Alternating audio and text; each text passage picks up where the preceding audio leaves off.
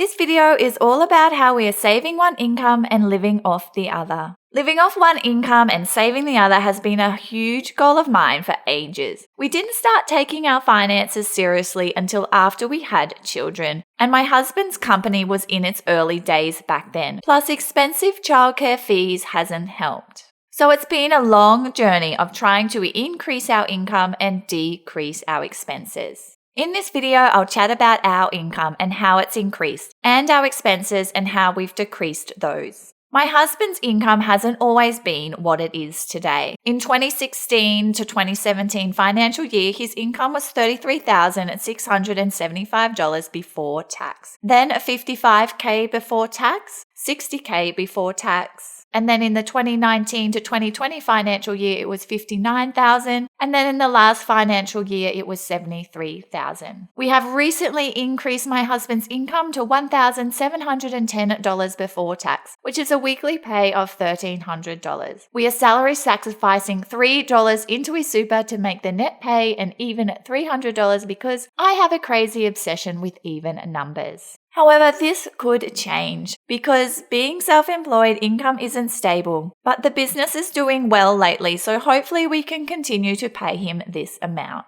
The reason why we decided to pay him more is because many of his employees were earning more than him and he works more hours than them, more so when it's busy. I said to him one day, "You are the business owner and I think you should be getting paid just as much as your employees. Yes, you have the perks of the business paying your car expenses, but I think you should be getting paid just as much as your employees." He agreed, so he is now getting paid just as much as his lead electrician. And because we track our cost of living, I knew this was enough for us to live off. Our cost of living goal was $65,000 for the year, which was a bit of a stretch. So $1,300 a week equates to $67,600 a year. So that's now our new cost of living goal. As always, this is for entertainment and general information only. I'm not a financial advisor. You can read my full disclaimer in the description box below. Now that we are living on one wage, it means we can save my income. My teaching wage is currently just over $34,000 after tax for the year, and my YouTube income is $6,750 after tax a year. That's an estimate. We will be increasing my income soon because my husband's business is finally in a position to pay me for the work that I've been doing for about 7 years. We will be paying me somewhere between $10,000 or $20,000 for the year. I do spend the equivalent of one workday on the business a week, so $20,000 would be what I would get paid if I was teaching that day instead. So with that increase, it means my income will range from $6,750 to possibly $13,500 after tax. So that means our savings rate has now changed. My calculation for savings rate is savings divided by income times 100. So if we pay me the lower amount from my husband's business, our savings would be $47,600 for the year. Our income would be just over $115,000 for the year, so that makes our savings rate of 41.31%. If we paid myself the higher amount from my husband's business, the savings rate would be 44.56%. Why does savings rate matter? Well, our savings rate determines how long we will have to work until we can retire. Mr. Money Mustache has a table in his article, The Shockingly Simple Math Behind Early Retirement, that shows savings rate and how many working years until retirement. Because we haven't factored in employer contributions to retirement, our savings rate is probably going to be somewhere between 45% and 50%, so that means we would have somewhere between 17 to 19 years until early retirement. Although this does assume that we're starting with zero, which we are not. So my projections show that we are 8.5 years away from traditional FIRE, which is financial independence, retire early. Okay, so now let's have a look at what our expenses actually are a month.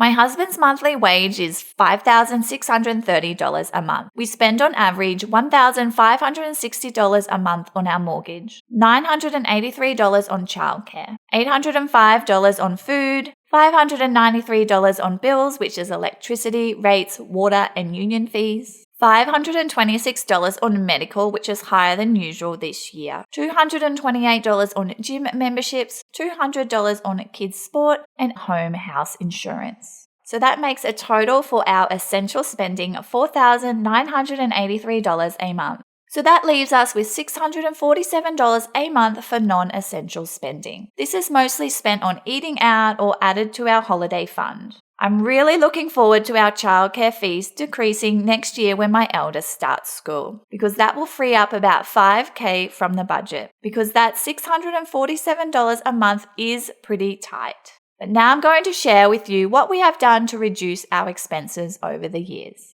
Our biggest expense is housing. This expense is low for us because we've borrowed less than we can afford, and I keep an eye on the interest rate.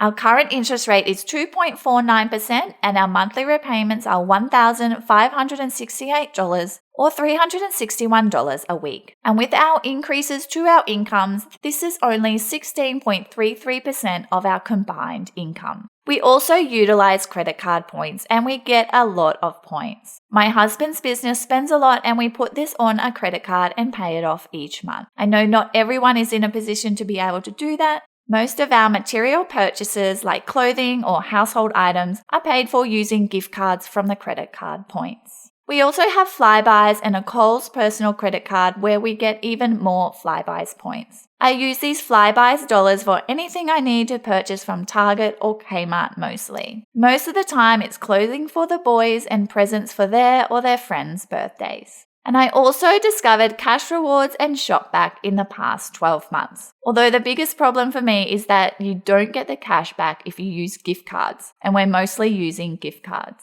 Although I do utilize it for holiday bookings, especially when they have bonus cash back for Booking.com. I always check that the accommodation is the same price on Booking.com as elsewhere, and so far it's been pretty much the same. Delayed gratification has helped me a lot. This stops impulse buying. If there is something that I want to buy, I will wait as long as possible. The waiting gives me time to decide if it's something that I really want or not, and it makes that purchase even more satisfying. And we have embraced minimalism, which also helps. I think this is mainly because I hate clutter and mess. It stresses me out. Our boys only really get gifts at birthdays and Christmas, and I tell the grandparents exactly what I think they should get, and they like that too. I also make use of the second-hand economy. If there is something that I want to buy, I will also look on Facebook Marketplace first. The best part about buying second-hand is that once you're finished with it, you can often resell it for the price you paid. I also did my no spend challenge this year, where I could only spend on non-essentials if that money came from selling items from around the home. And I lasted 6 months and sold thousands of dollars worth of items. The best part about embracing minimalism and the second-hand economy is that it's good for the environment too. Stuff is so cheap now and so many toys are just plastic rubbish and end up in landfill. So I much prefer to buy quality items that I know I will use or that can be sold and reused in the second-hand economy.